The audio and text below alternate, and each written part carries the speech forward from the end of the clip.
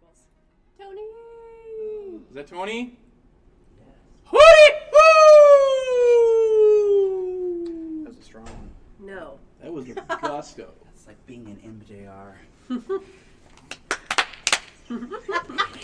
They changed the intro. It's harder to do the clap now. Yes! When did they change it?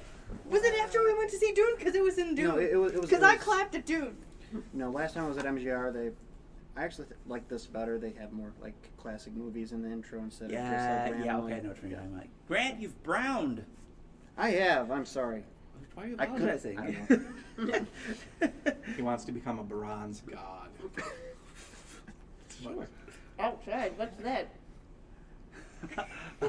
Meanwhile, Meanwhile, over here, I don't burn. It is interesting that you dress so brightly for someone that is averse to the sun. I have to make up for it somehow. It hurts when I put pants on. well, yes, Please tell me you got that that is- on the record. that is how. They tell me that is how sunburn works. I have no personal experience with this, so I would not know. Well, it's usually an indication that you didn't wear very much clothing when you got said burn. Is what? It was one of those special resorts, man. You know, grown-ups go to them sometimes. When in Rome. He could have been wearing hoochie shorts, or as they're called now, hoochie daddy shorts. Has anyone looked into these? No? Is They it just are the short shorts? ridiculous. There's a whole fad right now. Hoochie daddy shorts? Hoochie daddy shorts, as opposed to hoochie mama shorts, because what is gender? I mean, it's also a song.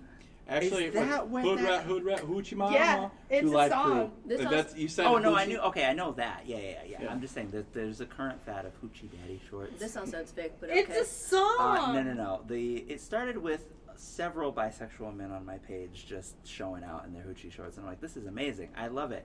And then less disclosing people who are presumably straight are like, oh my god, can you help me find some hoochie daddy shorts? And I'm like, what?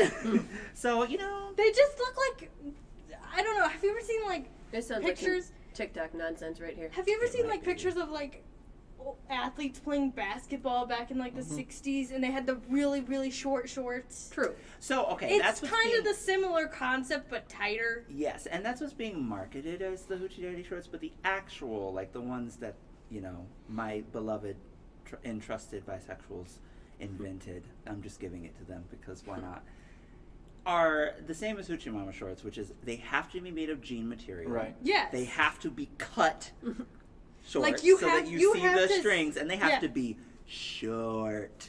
And you Like- have to sometimes, if there's pockets, the pockets have to hang down. Yep. Yeah, right. 'Cause, like, that's- Yes, that is... It's Daisy Dukes, Well, okay. Daisy Lukes. But in the Sure. hood... but they're hoochie mama shorts. Yes, so I'm fully cool with people making their own hoochie daddy shorts. That's great. This whole marketing things, just because you heard it on a song, is starting to really wear on my nerves. So they're the shorts that you just have to be uncomfortable in all the time. Got No, it. you know what? The ones that I Yes. found, Absolutely. I guess I don't know. I don't know. I could. If not your tell you. thighs are thick, yes. Because all they're going to do Uncomfortable. is ride up. Chafing. Hello. This is my best yeah, friend. Re my two rompers, but it's fine. They're cute. On that note, I'd like to know what Andy's reading today. episode 42, the meaning of podcast. Hey, we are The talking, meaning of life we today. are talking about The meaning queer of life. representation. We sure so are. Which is the meaning we of are. life. It's true. See, let's go round. Nobody we'll go else has round. gotten the thing. Right.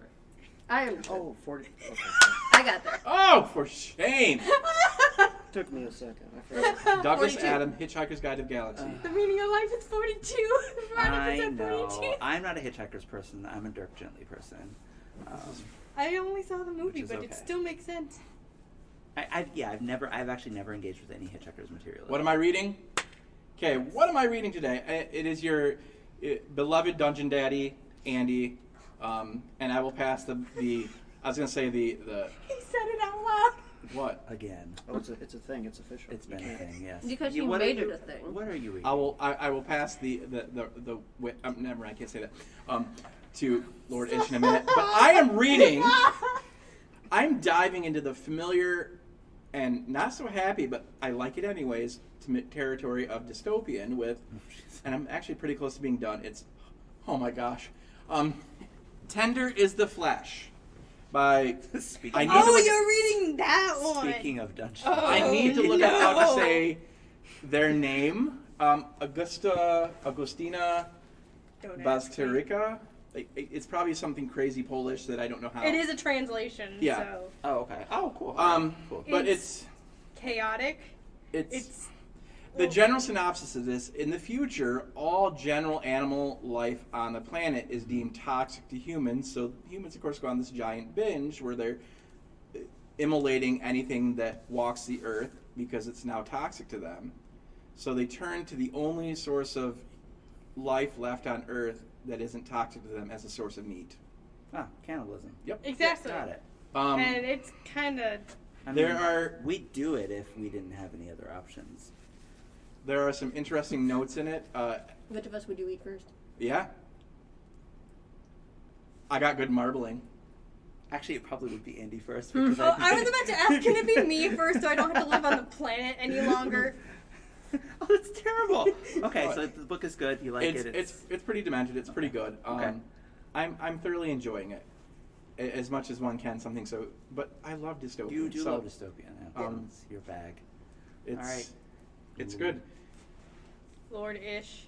Sir. Thank you for passing the book. I am. That's Grant, library clerk extraordinaire. Just in case you forgot. Or are new to this podcast. Yes. And if so, why are you here? Go back to episode 1. God. You missed the important storylines and everything. You know? You missed all the context. Anyways, Lord Ish. I am about to finish Libra by Don DeLillo. Oh, yeah. It is a fictionalized retelling of Lee Harvey Oswald's kind of life story mixed in with DeLillo's version of a conspiracy. To assassinate JFK, obviously. Sure. Because who is Lee Harvey Oswald without that? Right? I know, exactly. Yeah. It deals with a lot of ideas like coincidence and predetermination and everything. Because when you look into it, there are a lot of weird coincidences in that story. Like this person knew that person. He went to school with this. Yeah. But anyways, it's written very well and it's a page turner, and I'm enjoying it. Nice. Yay. Yep. Okay, so I've put Game of Thrones on ice for a moment. Not fire. No.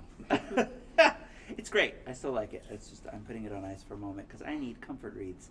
So to begin my, summer of comfort reads, I started with The Ocean at the End of the Lane by Neil Gaiman, which is funny as a comfort read because it's definitely not.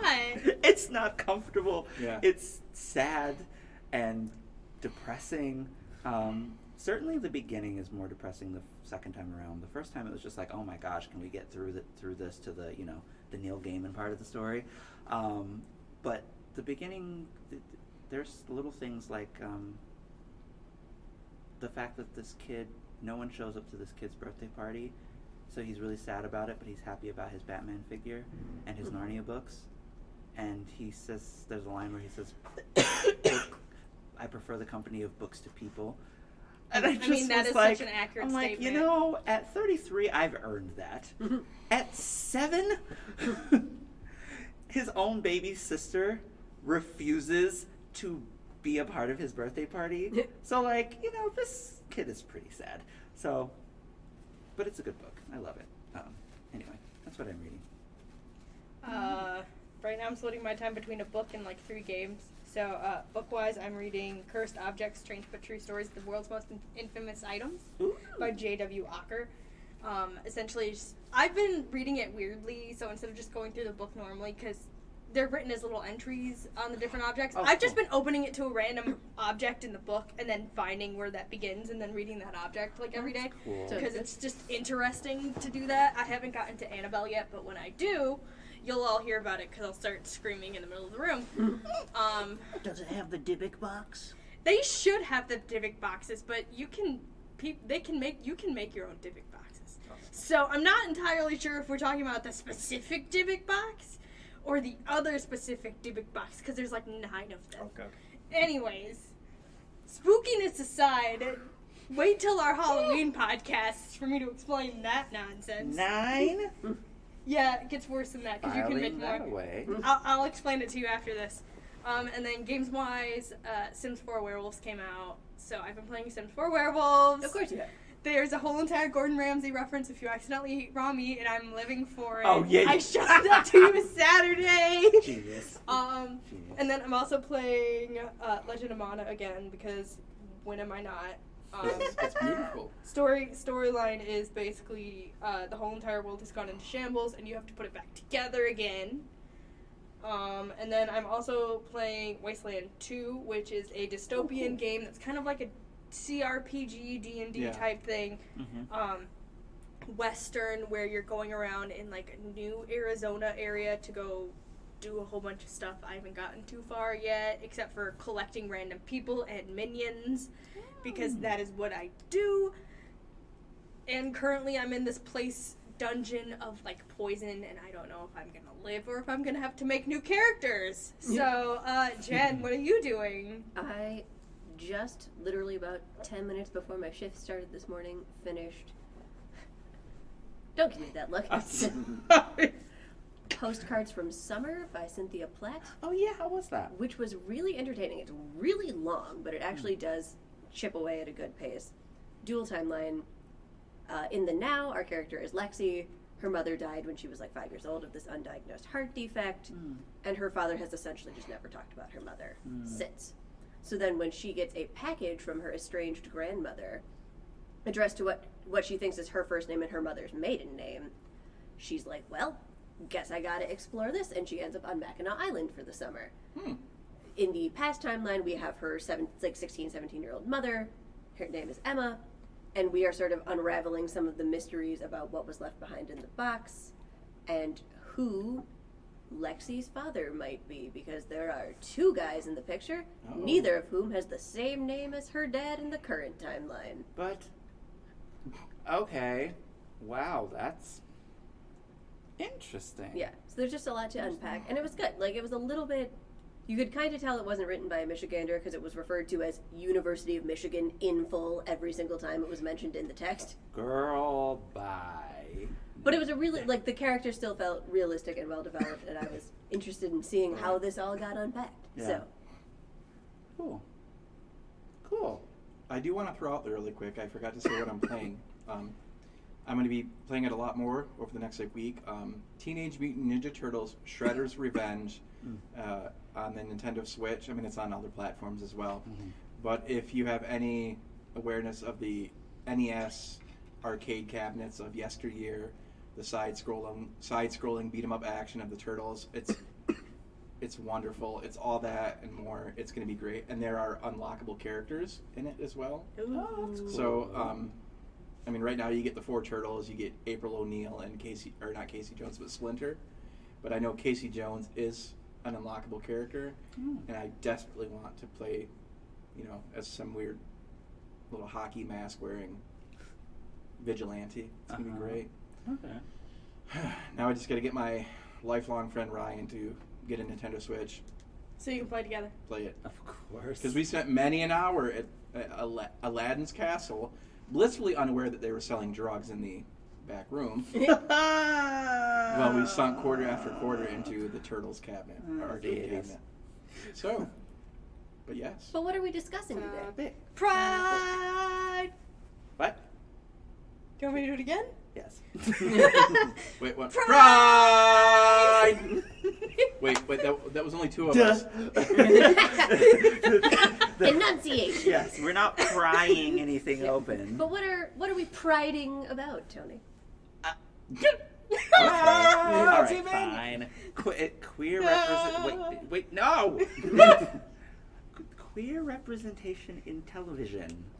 Ooh. Not in movies, but in television. In television. Oh, like TV Okay. shows specifically? Yeah, because movies, they're still behind. That's true. Just, Literally, You know. there's like a big outcry over there was Lightyear Love right Simon, and then right. Exactly. So, in that case, Didn't you see the end of the last Star Wars where those two people kissed for don't like do half a it. second? You are trying. I to felt provoke me. so Tony inspired. is literally about to by throw that one of these film. books You are at you trying to across the provoke me. room. What about when they made Josh Gad gay in the Beauty and the Beast live action? That I did not mind. Who did Josh Gad play? LeFou. LeFou. Well, that's Yeah. normal. Like, we already know that. But honestly, I think the hype around that was a much bigger deal than what appears in the actual movie, and I liked that. People were all like losing their minds, like, "Oh my God, why would you?" or whatever, on both sides. Yeah. And then I watched the movie, and I was like, "No, that was done exactly as it should have been done. It makes sense to me. It's No, he acted know. it well. I just feel like all that billing, like, he's gonna be gay in the movie, like, it was like a big deal. I'm like, it was fine. Listen, they're yelling It was about fine. life Yeah. right now. I do feel like the announcement was made to definitely like, I don't know why, but Yeah. I didn't care so much about the announcement. I cared about the hullabaloo afterwards. People made such a big deal about it, and I'm like, For better or for worse. too. yeah, but like either or, and it Yeah. was just like, what's the big deal? And there were so many people who were concerned. They were like, but if the affection is returned, then that means you're turning the biggest villain ever into a gay. And it's like, no, it's called one-sided. This happens Yeah. all It was an the time. unrequited crush. Right. You know, this happens for gay people too. A We lot. definitely had that in the animated film too. So Yeah, I mean, like, he it's adored Gaston. yeah, so just make it a little bit, a little bit gay. It's fine. Fine. We're not here to talk about movie failures or successes. TV shows. Such as. Wait, are we starting with me? Because Well, who watches TV in here? I'll just launch. Oh, See, like this is one of those areas where like I watch a few shows. I mean, just in the vein of like, what is it, Schitt's Creek. David Rose, loved him. Okay. I just think I love Dan Levy in general. Like He's- I see him in he's great. interviews. I've seen him in other things now, and I'm like, I just like you, dude. You're Fair. awesome. Yeah. And then what is it? I'm trying to think. There are other little shows here and there. There's what is it? I've started watching Modern Family because someone said that Ugh. when I played in Tony and Tina's wedding, they're like, you remind me of Cameron. Oh, God. Which I'm so mad, but like, because I hadn't watched it prior to that statement, but I'm so mad because I'm like, I do it better. Like I they're right. I am very much like him in regards. I feel like you have It's some true. opinions about I'm that. fuming. I don't care for the show overall that much. It's more like background, but The still. show is fine. It's fine. Portrayal? Huh? Modern Portrayal? Family.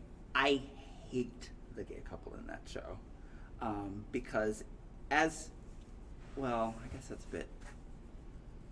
They're not your favorite. Why do you hate them? They're not your OTP. I think that those two men would never have fallen in love with each other. Period. Oh, they're complete opposite. And that is what drives me bonkers. It's like all of the other couples make sense together, and then those two. And it's like, you wanted a gay couple, you wanted them to be wacky, you wanted to give them a reason to be gay and funny, and it's like, sorry, boo, Will and Grace already happened. We do not need you to repeat this because you think you have a cool concept. It's not cute, it's not funny, it's not modern, it's stupid, and actually insulting.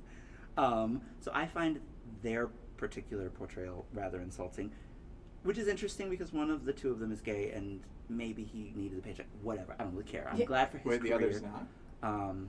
No, Cam is not. Cam's the... Which one's the redhead one? Mitchell. Mitchell. Yeah, Mitchell's Listen, gay. I don't watch Modern Family. Yeah, I I don't did. know their Yeah, names. I know the So, show existed, but Mitchell's gay. So Cam is not. Cam is the caricature Actor. then. Yes, and Okay. actually, I loathe Cam.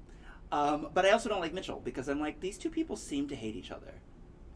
And that's annoying to me. And the fact that they stay together for 9 seasons and raise children that way, I'm just like, okay, I'm tired. well, at least already tired. since they already do that with a lot of straight people in sitcoms, at least we get to see it for queer representation like, now. yeah. Is it a stride? I don't think Oh, it's a stride. Maybe but not the right. Maybe it is, but not the it? right stride. I don't Like- think it is. Like, but in terms of, especially within the sitcom arena, like, I'm thinking about, speaking of another show that actually, like, did queer representation in a really slick and cool fashion, despite its sequel series, and we won't talk about it. Roseanne Okay. does Understandable. a Oh my gosh, what's her name? fantastic job with Sarah Gilbert. Sarah Sarah Gilbert, but I Gilbert can't with remember her the name. kids. Not Darlene. Yeah. It's Darlene. Darlene, yeah, Okay, I had to think about it. fantastic job with like balancing all of that, handling all of that. Roseanne I think it's the first time that a lot of people understood that Roseanne was actually a loving mother, not just a loving wife. Like, it was very clear that she liked her husband, even though she thought he was an idiot. But the fact that she could look her most difficult child in the face and go, you know what? You make so much more sense to me now, and I still love you anyway.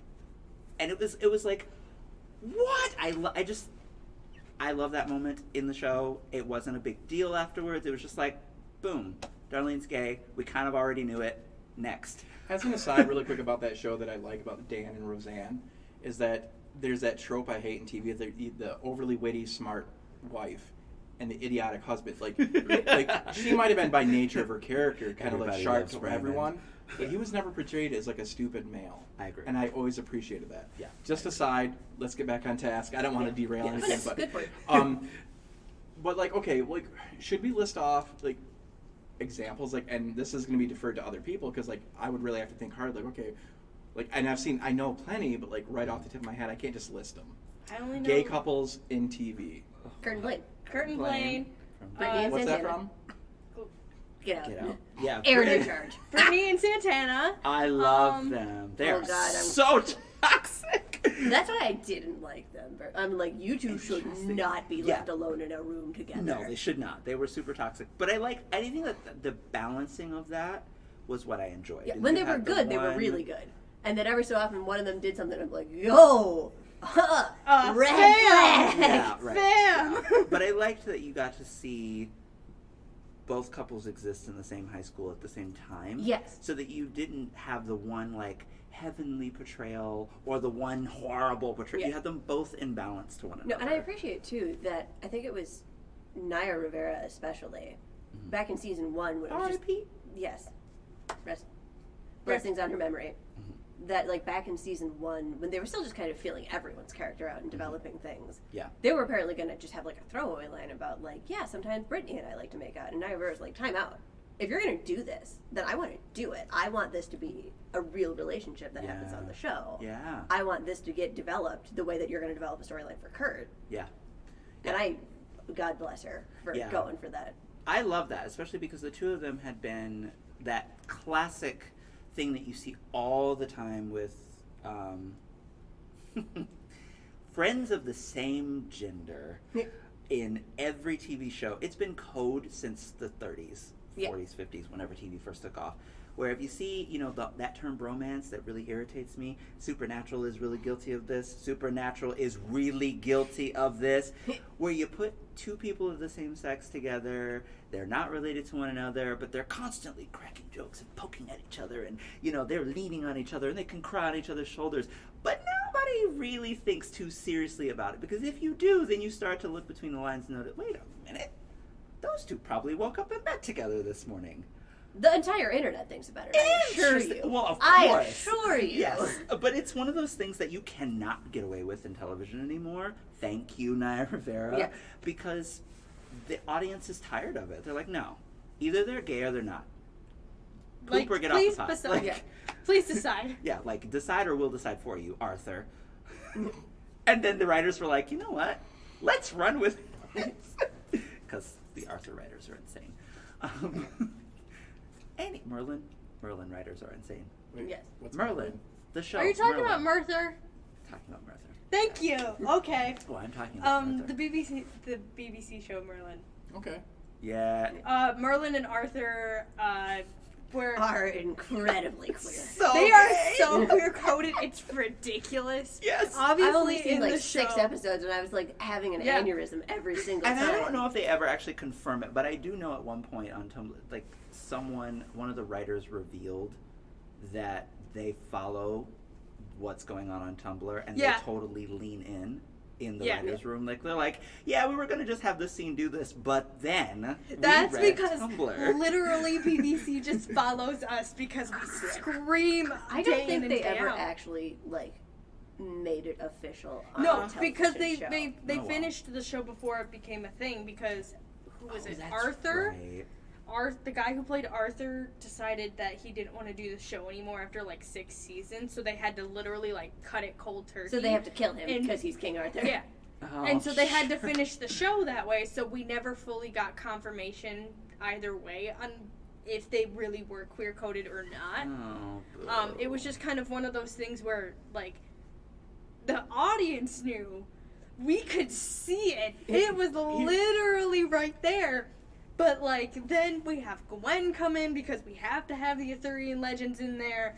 But then we have Gawain come in at the same time. So you're like, well, they're busy doing their thing. Please let this happen. And they're like, no. Question. And they run around like Supernatural did for, like, 17 I just want to make seasons. sure, because I was starting to think about this, but in this example, is the queer coding clever / good / I mean, when does it become farcical? Like, because I don't know the show. First off, I can't look at it and be like, oh, that's good. That's disrespectful. I don't know. It wasn't bad. Like, it was definitely like very baiting at times.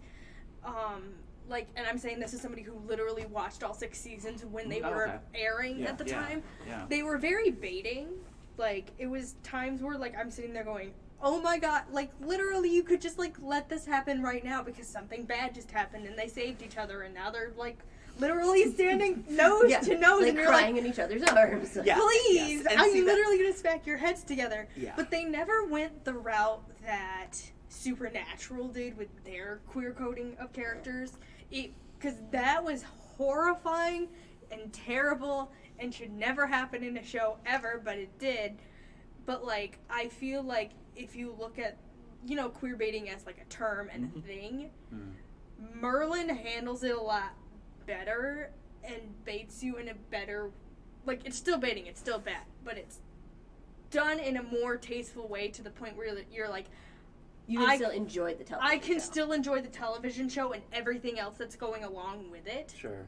Even if they don't end up together and if they end up being bi or something else, like, you could see where the writers were going with it. But with Supernatural, it was more just like, I'm gonna grab the jar and, like, shove my hand in it and pick out a paper, and that tells me who's queer today. That's just the CW for you. That's just the CW They had for good. you. I know none of you guys watch Supergirl. They had pretty good representation. Don't you get petty I with did me, for a while. ma'am. I did for a while. They had good representation with that one. They have fantastic Yeah. representation in Legends of Tomorrow, because I was about to say Sarah Lance from the Arrowverse. I was is going a for my really girl, great Alex lesbian Danvers. character. Oh, cool. Nice. They should have also made Kara a lesbian, but the CW is full of cowards, and I am willing to say that on tape. Can we tag them? Cowards! Well, yeah, that's true. Because the entire cast of Vampire Diaries slept with each other in the first 3 seasons, but there were no same-sex relationships. Somehow! There was also still no Like Damon Klaus? and Bonnie like there was supposed to be, and What? Damon and Bonnie, like the two, the Okay, actors. that's just weird. No, because you've seen the show. Yes. Season 5, I think, when they're stuck in the thing. Oh, yeah, that. They wanted to be in a relationship during that time period in the show, but Julie was like, LOL, no, because Bonnie doesn't get anything nice because it's Julie and we know how that is. And so they didn't get to be a thing, but the actors fully wanted it to occur in the show. Ah. Okay. So. Because Julie is Yes. Julie. Mm-hmm. So. Fans of the show know. You have a question, Tom. Obviously, you enjoyed Heartstopper, Jen. So very deeply. I'm reading the comic right now. I'm so happy. Yes, Aaron is reading it. Yes, yes. I still need to watch it. You read, though? No. Oh, okay. So No. you and I have no frame of reference. Haven't gotten really. I just Grant haven't gotten there watched a couple episodes. Yeah. I watched a couple of Yeah. episodes. Yeah. Well, did you, I mean, you know. Yeah, it was cute. Cool. Yeah. Our Flag Means Death, which is one that I would also like to get to at some point because I keep seeing it everywhere. What did you end up watching it too, Grant? Or Not the whole thing. but just a few. Okay. Yeah. Thoughts, opinions. What is the pacing on Our Flag Meets Death? Oh my god. Is it just really slow, or It didn't get good until like episode 5. good in what way? Like, Yeah. In that I actually wanted to hit next episode. Ooh. ooh, I didn't find it particularly funny. I found parts of it funny. Like, I did not find it overall, like, laugh riotous, but it had some of those things, like, admittedly hearing the name Captain Badminton made me laugh. Captain what? Badminton? Like the sport? That's funny. Yeah, so like some like little gags like that Yeah, definitely got me. Yeah. I found most of the side characters way more compelling on Our Flag Meets Death, at least at the beginning. I still don't love either Steed or Ed the most out of the entire show. Okay. And they are theoretically the two who are going to end up in love. I've only seen through episode 7. Okay, so is it basically just like a love story on a pirate ship? Yes. Okay, got it. I didn't know what to expect. That's why I was like, what is this? Because I've seen some commentary that like everyone's calling it a comedy that ends up being actually gay and not baiting you into thinking they're going to be in love. So I do appreciate them for like taking the plunge. Sure. But apparently in some of the interviews that is it Taika Waititi? Is that how you say his name? Mm-hmm. Yes. Has said like he considers it a romance, and I'm like, this is not paced like a romance, buddy. I am sorry. Here's the thing, though. I would know, and this is not paced. Here's the thing, though. Your On what character. authority do you know, But Bruno? like, here's the thing, though. If you watch any of Taika Waititi's stuff, he could be absolutely right because of the way he paces his own comedies. He could very full well be making that a romance. His character, the love interest, doesn't even show up until episode 3. Yeah, no. So here's my thing to balance off of all of that. There is. This is my genre gripe. Allow me this genre gripe for a hot Please second. Proceed. There Floor is is something yours. happening across all the entertainment fields right now that makes me want to punch every creator who says things like Taika Waititi says, where they're like, well, in my view, no, sir. There is a bedrock of tradition that is at least a century long. If you don't try, at the very least, to sit in that tradition before you say something stupid, then you don't know what you're talking about. I don't care that your name is known. I don't care what it's known for. If you are not paying attention to what the story you're trying to tell, then you're not shaping anything. You're just giving us soup. And some of it we might enjoy. And some spoonfuls we might go, this is too much. Why is there so much salt in here? Is there garlic? Why is there a random bell pepper in here?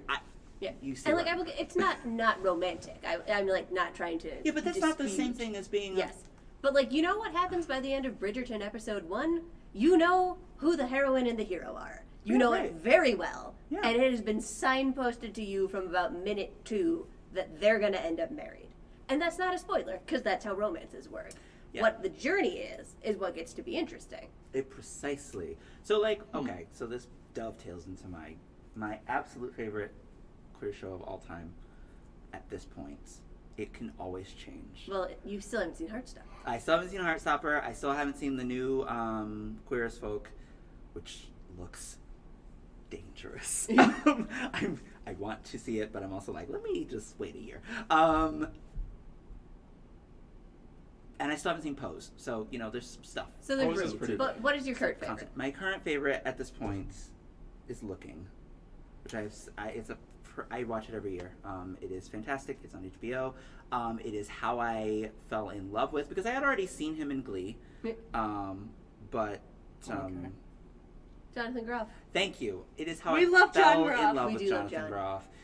Shout out to John. So the basic plot of Looking is Jonathan Groff playing the character of Patrick Murray, who is a video game level designer Hey. in San Francisco. Is it San Francisco or LA? It'd probably be San Fran. I thought it was San Fran. But I've never Probably seen San it, Fran. so I don't remember. Yes, it is San Francisco. Okay, I had to remember a line from the movie. Anyway, that's how much I've seen this. Anyway, so yes, Patrick Murray is a video game leveling designer for a small company in San Francisco, and him and his other gay male friends go around the town, going to clubs, getting drunk, getting high, being gay men in San Francisco. Millennial men. He's a millennial, and a couple of the others are millennials, and there's one older. Okay. You gotta have an older gay. He's not AIDS era older gay, but he's older gay. Okay. He's also the hottest one, but we're not gonna talk about that. Anyway, it is fantastic.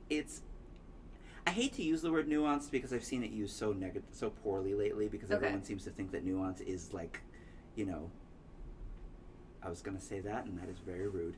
they seem to think that it's the butt crack of the Holy One. Like, they're like, oh my God, nuance. And it's like, look, sometimes I don't want nuance. Sometimes I want the Mandalorian. Okay? Get over it. Like, I want something to be chicky and fun and crazy and, string together a loosely put together plot. Does it always make sense? No, I don't really care, because they shot some people. And Baby Yoda's still alive. I'm happy.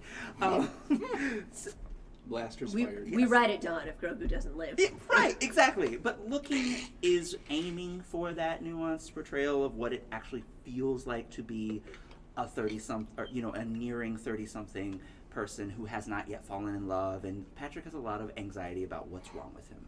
And it always goes back to like, well, maybe it's because my parents, didn't love me the way I wanted to be loved, because when I came out, they were confused. And everyone else is like, Patrick, you were raised super high middle class, you got whatever you wanted, and you think Mommy Dearest is the best person in the world, and because she didn't like you being gay, oh boo-hoo. Like, it's a fantastic rollicking thing. There are romances in there because, well, that's kind of part of the point of the show. I don't know. I can't express well why I love it so much, except that it's sexy when it needs to be sexy, it's funny when it needs to be funny, it's heartbreaking when it needs to be heartbreaking. There's an entire episode in season 1 that is probably my favorite episode in the whole show, where Patrick and, oh my gosh, Richie. Sorry, Looking people, if you're out there, you can shoot me later. Patrick and Richie are seeing each other, and they just both decide to skip work for the day and just go on a date for the day. Okay. So they show each other, their San Francisco, and they just pal around the city, and it's a beautifully paced episode. And there's even like a Friends reference in there that should be lame, but isn't, because Patrick takes Richie to the, what is it when you can those buildings where you can take people to observatories? See, like, yeah, it's kind of an observatory, yeah. And they have like a whole star room or whatever, and they start talking like, oh yeah, this reminds me of when Rachel and Ross went to the thing. And then they start having this very sort of casual conversation about, okay, well, which one is Rachel and which one is Ross? And they're like, well, I don't know. Isn't Rachel kind of the top? No, Rachel's not the top. Like, they just, it's fantastic. They like, it's great. It's great. I love the show. Sorry, I'm babbling. It's fantastic. Can we throw for like good TV shows? We'll always talk a lot about it. The minute it comes up, we look for excuses to bring up Sense8. Oh, yes. I mean, that starts off with one hell of a scene. I mean, a few minutes in, between Naomi and Amanita, and which the actress is transgender. Yes. I can't remember their real name. Jamie Clayton. Thank you. Fantastic couple. And even the other character, Lito and Hernando. I love Hernando. Like, I lost it flip flop. I do remember. It'll make sense. Watch the show. Because Hernando is the best. He's also hot. Yes. This is so but terrible. he's such a good character. I remember that. Like, Lito does not deserve Hernando. He grows, but like there were so many times in that thing, you do not deserve Hernando. Get out of here, Lito. And he's like one of the main characters. But like, how is that comparatively done? Quality for representation. I'm turning to her because she's the only person that knows the show exists. Yeah. Okay. Thou shalt not play me. Okay. I watched 6 episodes in a row. No, I mean, I don't know about representation. I feel like sometimes it's such like a checkbox thing. Is like, oh, okay, I wanted to write a show set in a high school, so I've made sure to have a lesbian, and like, and that's all anybody ever thinks about. Yes. I love how casual a lot of the things in Sense8 are. In that, like, and I might have just seen this in an interview with the Wachowskis, but like everyone's a little bit bi in Sense8. That's the Wachowskis. Yeah. They're like that in The Matrix, too. Everybody's buying The Matrix. Yeah. Like, at least in the cluster. Like, as much as there are people who obviously, like, have strong preferences one way or another, or who end up in a, like, male-female relationship at the end of the series. Some of the scenes, like, there's some affection being tossed around, and I'm like, okay, they did casual, but they seem into it. Yeah, right. Right. That's not who I expected them to be making out with in this moment, but, like, it works. It functions, and it just is so, like, again, I appreciate that also we get Nomi and Sense8, and that we get Elle and Heartstopper, who are both trans women who, like, being trans is not, like, the crux of their storyline. Like, they are already out. They are already established. There might be some references back to their past before they were out and all of that kind of thing. But the crux of their plot lines is not like, I'm trans and I need to come out about it. It's like, no, if they're trans, they're having their lives. They get to have actual other crises in their life now. That is something that I am still waiting to see happen in a bigger way. I mean, it's happening. I mean, Pose has it. Sense8 has it. Heartstopper has it. And there are these flash-in-the-pan moments, right? Like, I was expecting Heartstopper to have a bigger flash-in-the-pan moment than the previous two shows. But, you know, what's going to happen, right? It'll go for some Emmys. Possibly, I don't know, whatever. It'll go to the award circuit. And it'll either do great and people will go, oh my God, and they'll run you the list of firsts, right? This is the first person ever, blah, blah, blah, blah. Whatever. And then, and you see the same thing with Orange is the New Black. Shout out to Laverne Cox. I still have never seen the show. We're speaking of Heartstopper real quick. Can I cut in and go, the teachers? The teachers! The teachers! Okay, sorry. No, that's... What about the teachers? Mr. Farouk. The teachers! They're teachers, I got it. All the teachers are gay on Heartstopper. I wasn't expecting the teachers. I'm okay. There was like a split second where I was like, okay, maybe. And then all of a sudden there's a kiss and I was like, hello? Now that... Paris is romantic for many, many people on Heartstopper, and when we get season 2, I'm going to lose my entire No, mind. I'm sorry. I Anyways, can back continue. I just had to that. have my moment. But yeah, I'm interested to... Well, I don't know if I'm interested, but I would like to see whether or not I'm going to get it.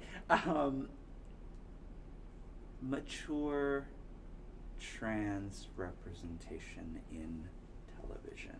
Movies are not giving it to me. That's just not going to happen. Let's be real.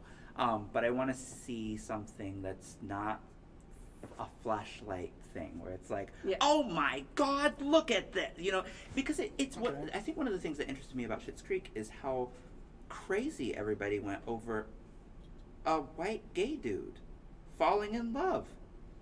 I was like, wait a minute, we've seen this 100 times. Why is this such a big deal? I get it. It's that specific gay white dude, and I'm never going to be mad about it. Like, I'm like, good, he's adorable. Let him fall in love too. But he needed Patrick in that example. Like, right. That Patrick was painfully cute. And this is the kind of thing that can happen, I think. I had to remind myself, I've seen enough of the show to realize that it's not to my taste, and I'm okay with that. But it's the kind of thing that, it's a Ross and Rachel effect.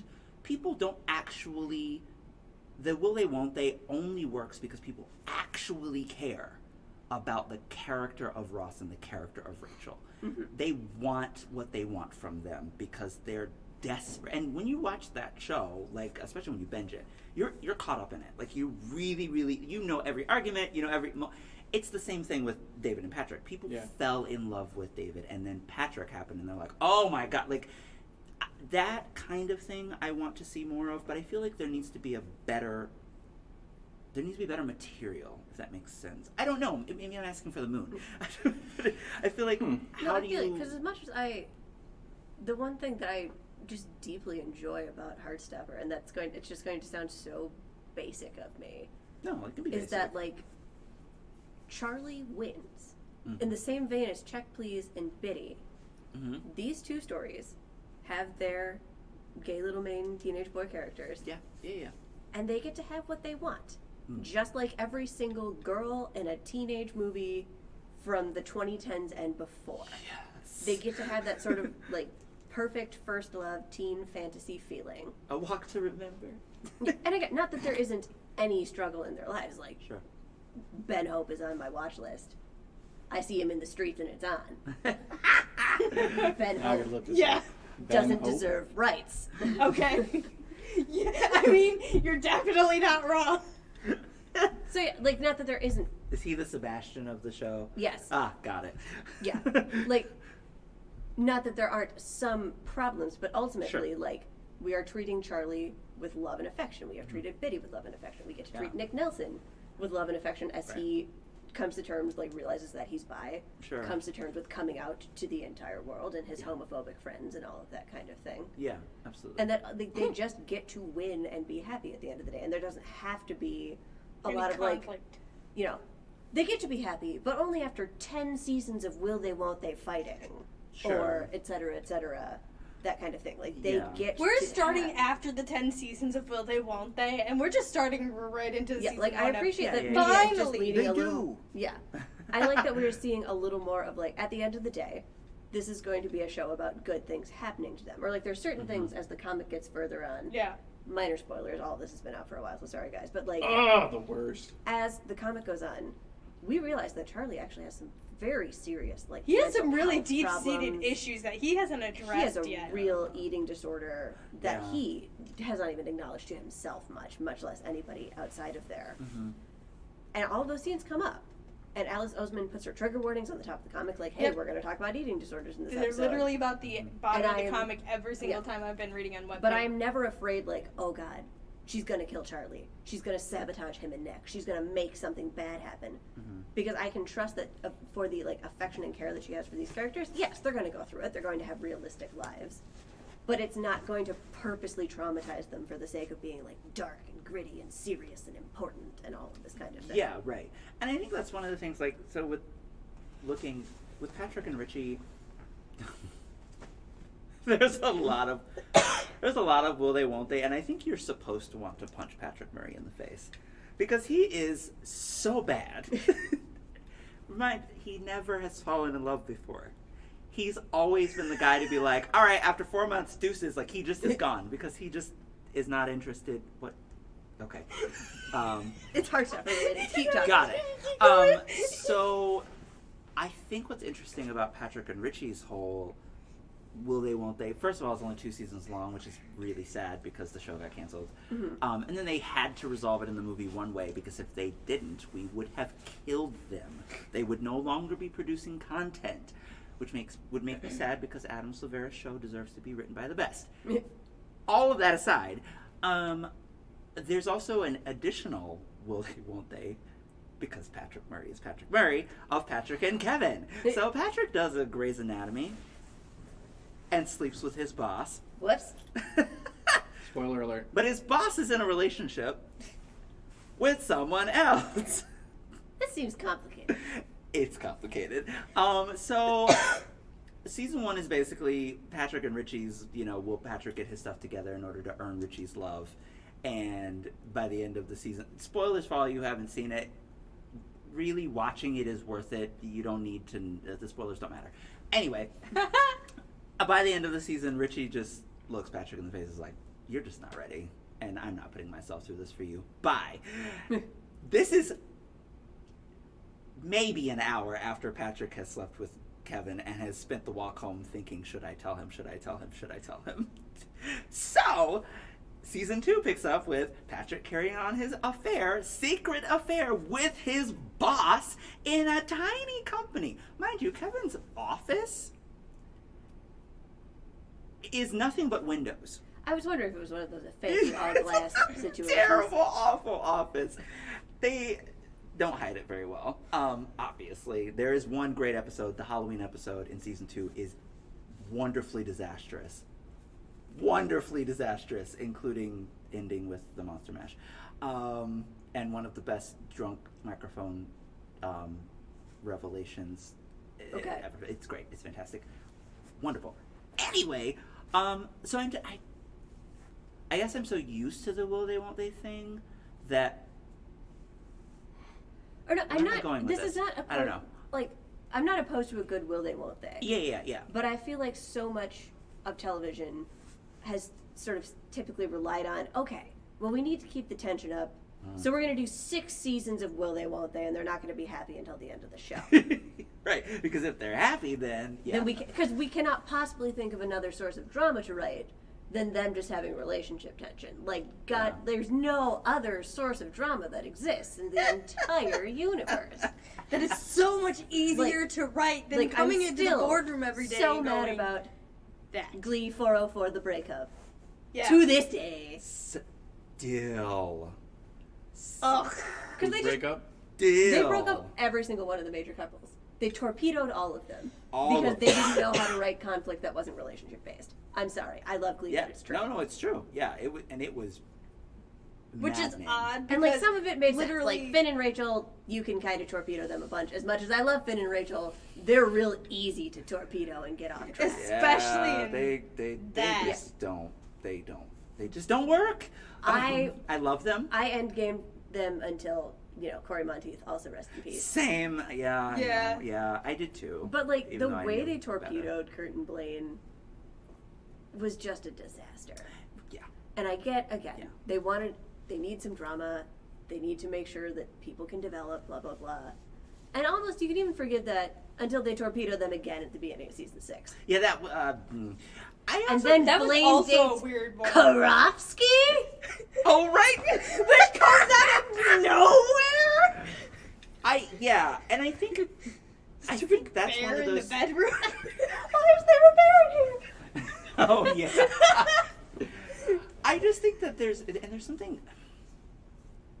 Like, again, Yeah. my thing about Yeah. Heartstoppers, again, I know there will definitely be sources of struggle, there will be things, but ultimately, like, I just trust that the creator of Heartstopper, that the creator of Check Please, I'm sure there's other media out there that I'm forgetting about, but those two specifically, I always had this trust that, like, okay, obviously we're going to hit some rough patches, but these creators actually care about the characters that they have created. Like, they have deep affection for them, and ultimately they are going to win. So I don't have to worry about, okay, what's Ryan Murphy going to do to Kurt and Blaine this week? Yeah, Ryan Murphy is of old school. Let's hurt our characters and our viewers, and we can do it at the same time. We've won, kind of thing. The guy who wrote Nip Tuck. AHS. Every time I watch AHS. Nip Tuck is rude. Yeah. Just so you know, Also he rude. started that way. Like I was like, oh, I'm gonna watch Nip Tuck, whatever. It's gonna be, fine. What? Oh no, that show swung hard, and I was like, excuse me, what? No wonder. I mean, it was, gave him his name. But the point is, that's Ryan Murphy. Yeah. No, I'm going to stick with Alice Oseman, giving us yes. chaotic lesbians. Who's the showrunner for that? I forget. Alice wrote the scripts. I Oh, forget who the okay. actual showrunner is, but Alice wrote the Oh. scripts and was on set. Cool. I think she was a producer too. Oh, that's cool. I love that. The one thing I could do more without. What's to, that? to end my tirade of. I love Neil Gaiman. Mm-hmm. I love him. He has only ever done 2 unforgivable things, and they're not really all that unforgivable because he's trying. Sweet old British white man that he is. But when he announced that Mrs. Fink and Mrs. Forcible from Coraline are actually a lesbian couple, and that there's definitely some more than just queer coding with Aziraphale and Crawley in Good Omens, I threw my laptop both times, and I'm like, bro, stop it. You have too many actual on-screen queer characters in Sandman to run around. Was he referring to the After show? the- Because I thought they were going to make season 2 of the show a little more. He was referring even to he was saying that him and Terry had conversations about how much they could get away with in the book. And they got away with a lot. There was obvious. They were like, and Terry Pratchett was a huge queer advocate. I mean, huge. He played no games. Neil is very English, and the fact that he came out recently and was like, "Oh yeah, Mrs. Fink and Mrs. Forcible," I'm like, sir, I don't have a problem with it. I like Mrs. Fink and Mrs. Forcible, but not enough to care that they're sleeping with each other, or that they're lesbians, or that they live together forever. I don't actually care. There doesn't need to be queer content here for you to be legitimate. Coraline's a fine enough story without it. No, I think that's knock it something, off. and I'm going to throw my 4-second soapbox in here before we have to wrap it up for the day. Here's a question for you, Tony. Oh, because I know your don't do answer, this. and I know what my answer is. But I'm going to stir the pot. Is It's Gay a good enough thing to recommend a television show? No. Thank you. That's literally the reason I have not watched Pose yet, because so many people have been like, it's for you. And I'm like, do you know what's for me? Does it have dragons? Does somebody die in the first episode? Like, I want bonkers stuff because I like bonkers stuff. And if there happens to be somebody gay shacking up in the Mandalorian suit with the Mandalorian, I'm good. I'm there. Mando and random man that he sleeps with. Cobb Vanth, but, you know, according to the internet. right. But, like, aside from that, if it doesn't have it, it doesn't have it. And I'm okay with that. I don't have to have queer like, in everything. Not that It doesn't have to be like spoon fed to you. Yeah, so like it's- I appreciate knowing, I guess, if a show is going to turn out to be Sure. queer. Yeah. But like, I need like, what is the plot? What's happening? Is it a comedy? Yes. Is it a tragedy? Can Is it a keep my musical? interest? Yeah. Like, Yes. is it actually well made? Yeah. Or are you just, do you still think it's 2005 and this doesn't exist anymore? Because I promise you more of it exists than you think it does. Yeah, that's the other thing. Yeah, we won't even get into that where people are like, but I've never seen this in my whole life. And I'm like, you've never watched Noah's Ark? Wow. Clearly, I know it was a 2-season logo show, but it was some great television. So anyway, you know, what are you going to do? Hope that We're going to people- get on a podcast and complain about it. Yes! We're gonna get on a podcast, complain about it, and have smack. All right, what's our smack? Sorry. I have 2 of them. Got me started. And it wasn't until, like, you know, you guys started talking about lesbian characters that I remembered that some of them do exist because it's very difficult in my brain to find them. That is true. There's That's not not enough wrong. lesbian So I characters. have 2 different versions. I have the all males. all male version and the all female version. Okay. Oh, okay. I see. I was like, So, wait, what? All male lesbians? No, the male version is you have your pick between Alec Lightwood, Nick Nelson, and Blaine. I know these characters so deeply. I know 2 of them well enough to know that this is cruel for Jen. I have seen. Yeah, you have personal attachment to all of them. Like she didn't even give you Magnus Bane. She gave you Alec. Like that's just mean. Here's the thing. The initial one was Magnus, and then I walked down the stairs and I went, oh, wait, isn't there another one? Oh, yeah, Alec. Let's use him instead. No, Alec. That's meaner to choose Alec because Alec is a sweetie. And then your female version is just themes of. The theme is women who could step on me, and I would say thank you. Yes. So I have Annabeth, Okay. Black Widow, and Santana. Okay, that's an eclectic bunch. Oh. Yes. But all 3 are women who could step on me, and Kill I would say Black thank Widow you. because she's going out anyway. Oh, wow! What? I mean, you're not wrong. I'd marry Black Widow all day. Snog. Oof. Who was the other one? Annabeth, Black Widow, and then Santana from Glee. You'd marry Oh. Annabeth, wouldn't you? Ooh, Yes, I don't know. obviously. Yeah, obviously. Yeah. No, forget that. I also wanna- have, I would I wanna also snog have Annabeth. Yara Greyjoy on here, but I mean, you can ignore her if you want. Kill Yara Greyjoy. Like, bye. Girl, really? Queen of the what? Next. I picked that one specifically so Tony could go off. It's saying something that I greatly prefer Theon Greyjoy to his sister. Anyway, sorry. Rude. Anyway, I don't know what to do with Annabeth and Black, not Black Widow, but Santana because I love Santana. I guess I'm killing Annabeth. Sorry. Oh, You can have her. sorry. I've been Go still, to Tartarus I've been and get still her. like deeply pondering the Alec Blaine Nick question. Yeah, I want because to it's hear like this. twisting. Like I'm having I literally a made that stroke. question, and then I went, "Oh, Jen's gonna hate me for this one."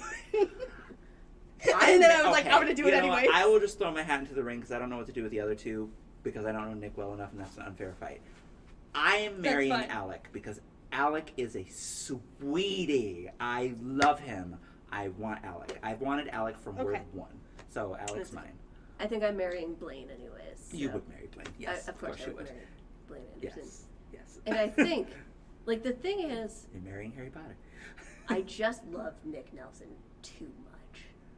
I mean, love I was thinking the same way you He were, and I is feel so bad. my actual human sunshine, and I both love him, and like if we were in a similar age bracket, because like I can't forget that the actual actors playing these characters are also like 18, underage. and I cannot Sure. go there. Yes. Yes. But, like, I love screen Nick Nelson like my own son. Mm-hmm. And if there was a Nick Nelson in my age bracket, I would be doing whatever it took to marry him.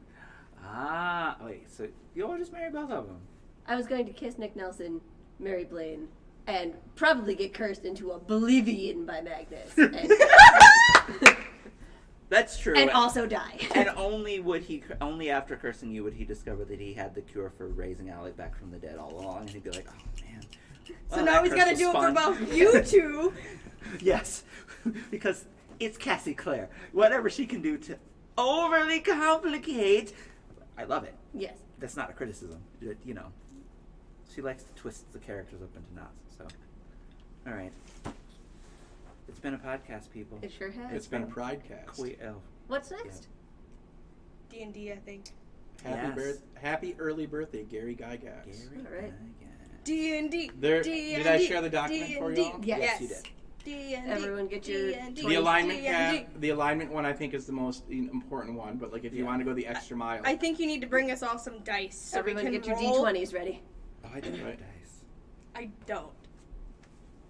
Oh God. I have a lot. It's gonna be the noisiest podcast we've recorded. Like this one of me screaming the whole time was not. Oh, I listen. Maybe you It's could, like, okay. as we talk, you create your character, like, okay, and pick your class, your race. We should print out character creation pages. I have 2 characters. I will use either one of them because Okay. I love them both. But until then, fair listeners, Goodbye. we gotta go. Peace out. Happy Pride. Down.